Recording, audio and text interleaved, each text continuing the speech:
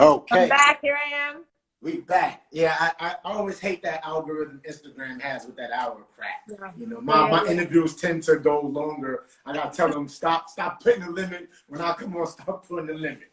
All Well, right. thank you for giving me so much time. I appreciate Oh, no problem. I'll make sure I allotted enough time for this interview. It's Good, especially to me. So, where is that? Okay, your favorite book. Oh, so I read about 4 books at a time, right? Plus whatever I'm listening to on Audible. There's a book that I read a year ago called Crucial Conversations. And no, Necessary Endings. Necessary Endings. Whoo! And it tells you how to end relationships, end partnerships, how to give you the language for that. And that thing has changed my life because, and I think especially with women, we give a lot of benefit of the doubt, and we can allow things to drag on for too long, whether it's business or partnership or relationship. And so it's been powerful. I encourage everyone to get that book because this is a season where you got to make sure your yes is a yes and your no is a no. And you want to make sure you're saying yes to all the things that you can really do something powerful, put something powerful into, and make sure you're saying no just as quickly. And that book was huge for me. That was a good kind of business book that I would recommend. And I'd say my everyday favorite book is the Bible. It just never gets old.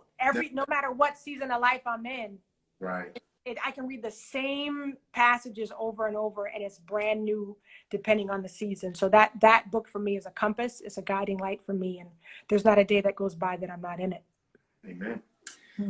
Your favorite hobby? 2 of them. I love to arm wrestle. Oh, okay. Arm wrestle?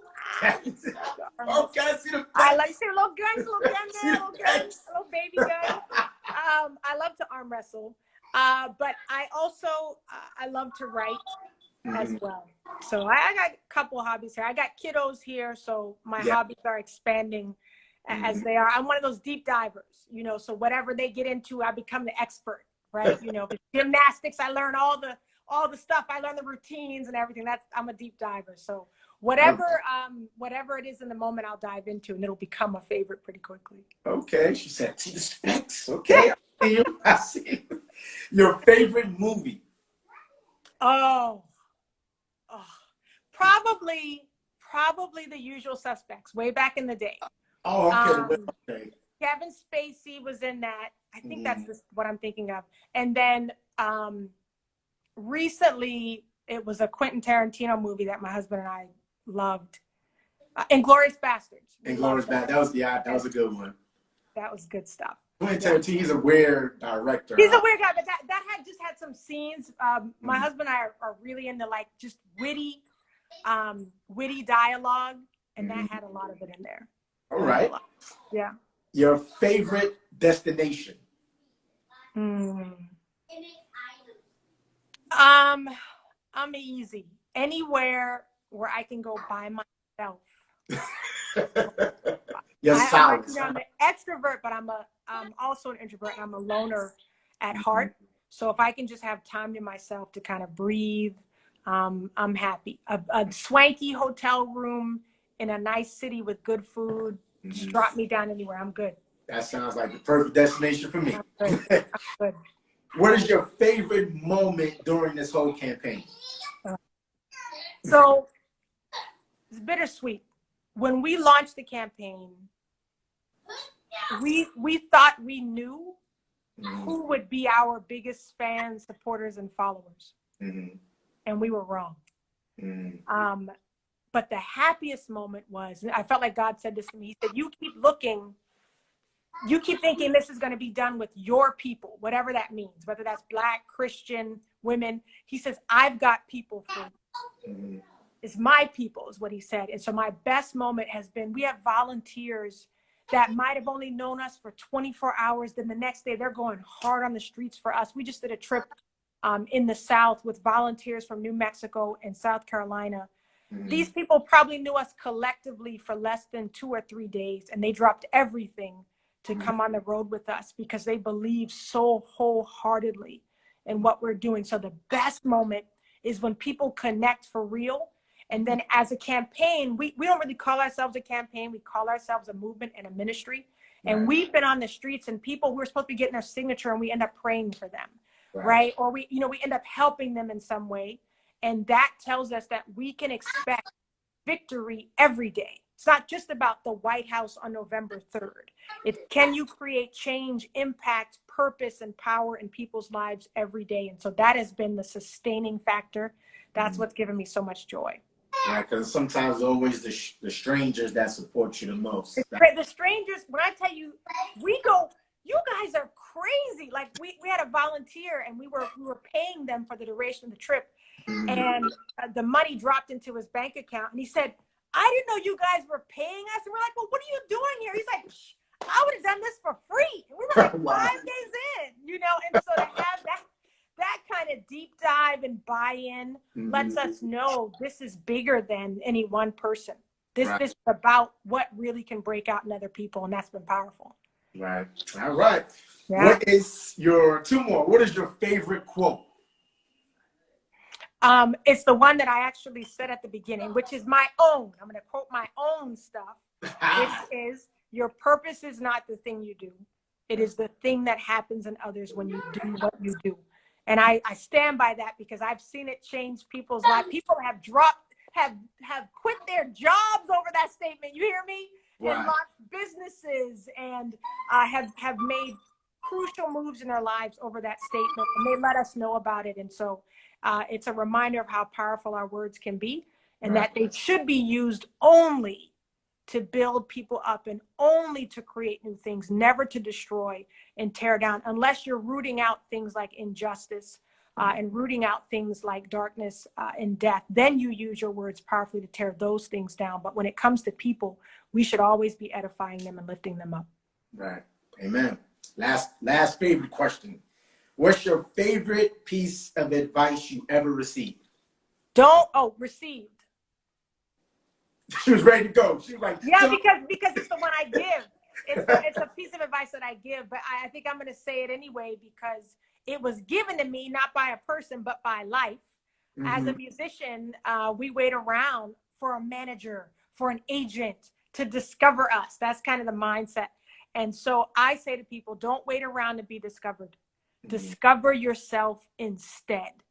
It was excruciating watching the Democratic Party as they were kind of, dangling these other Black women in front of us, like trading cards, anyway, that was hard for me to watch because I believe that powerful women, powerful men, we don't wait around to be picked.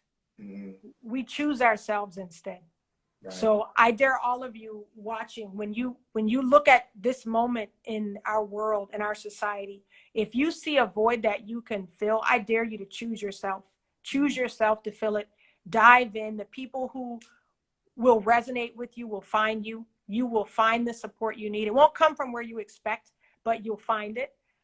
So I believe in that strongly. Discover yourself instead. Take your own inventory, understand your own value, and then offer that out to the world because we need it whether we know it or not.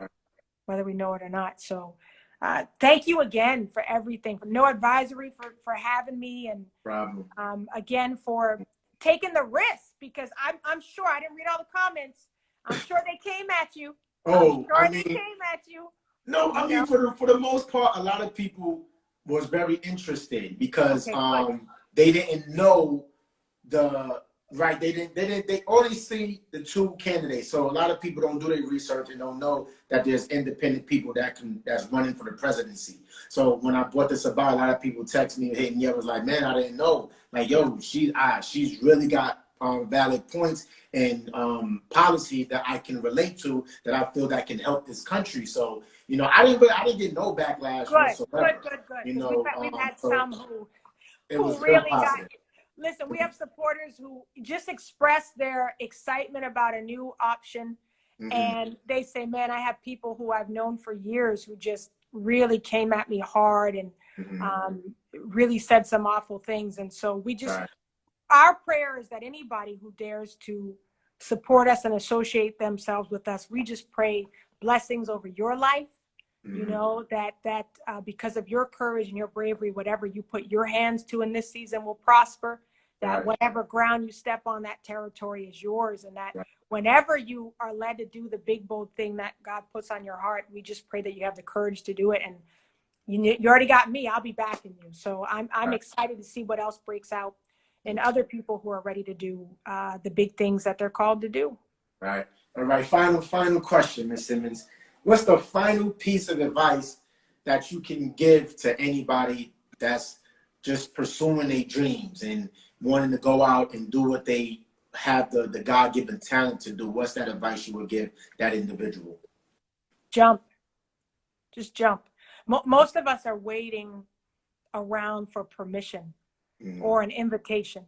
And to do those big things, nobody's going to invite you to disrupt their system. No, you know, man's not going to invite you to disrupt his paradigm.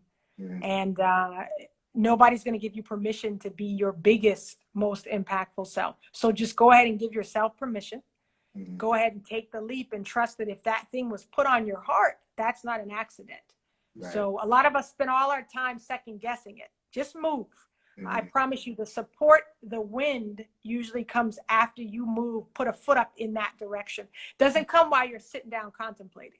It comes when you take that leap. So we dare you all to jump in and dive into this thing that's been on your heart, and just trust that even if it feels like you're failing in the beginning, right? That's all fodder. That's all fodder for the success that's coming. So go ahead and do it and trust that you have what it takes to do it. Just jump. I kind of missed my second to final question. My bad. I missed this question. One thing that nobody knows about you that you're willing to tell. One thing that nobody knows about you. What is it? I'm mad I missed that question. That was my second to last. Oh, that's good. I'm trying to think. Well, it probably would have been the arm wrestling if I hadn't said that as my as my other thing. Let me think. That they wouldn't know. I'm trying to think. I've been so open. I've been such an open book. I think I've told everything at this point. I think people, everybody's been wondering how I've been dealing with the negativity or the criticism. And I think what you might not know is that I just stand on this belief that we're not supposed to be given a spirit of fear. And so you might not understand when I don't come back at people in a hard, nasty way. People wonder if either I'm soft or if I can't take it. It's because the way that I'm built, we believe you don't waste time on that. So don't worry. People might be wondering if I'm feeling demoralized or hurt or upset. I really am not. I really feel encouraged by all of you who are supporting, and your emojis and the inboxes you guys send. But also, even when the negativity comes, what I teach people is that only a worthy opponent is worthy to be opposed. So know that I'm doing good. I appreciate the sentiments that so many have sent me, but you might not know that your girl is good. She really is good. And so I'm here, and I'm able to be here because it's not just about me. I think if this were just about me, then that stuff would hurt. But when you know that you're here for a much larger purpose than your own personal goals and your personal ambitions, you're able to stay standing. So you might not know that I'm doing okay, but just know that I'm doing way more than okay. I'm feeling incredible. And that's because I stand on something that's much bigger than politics and much bigger than outcomes as well. Right. One more time, Ms. Simmons, let them know where they can find you at. We are watching the next president, 2020 president-elect of the United States of America, Ms. Jade Simmons. Let them know one more time about the website where they can find you at and all of the above. You're going to do your research, study policy at operationrestoration2020.com. If you click on policy, you'll get there. Watch the videos, listen to the audio. And then if you got a question, then come find me. But you can also find me on Instagram at official Jade Simmons, on Facebook at Operation Restoration 2020. On Instagram, I go live every day to give you part of the vision for the nation that I have. We call it 100 Days of Vision as we count down to the election. But stay connected. We'll be here. We'll be releasing a list soon, so you'll know how to vote for me in your state. All right. Thank you, Ms. Simmons. You got my vote. I many blessings upon this journey, and I'm going to have my eyes on you, and make sure all my peoples come follow you. We're going to hit those posts, and we're going to go hard, and we're going to make history. All right. I appreciate that. Thank you so much for wanting to. Thank you, Ms. Simmons. Thank you. Good one Have now. a good day. Bye-bye.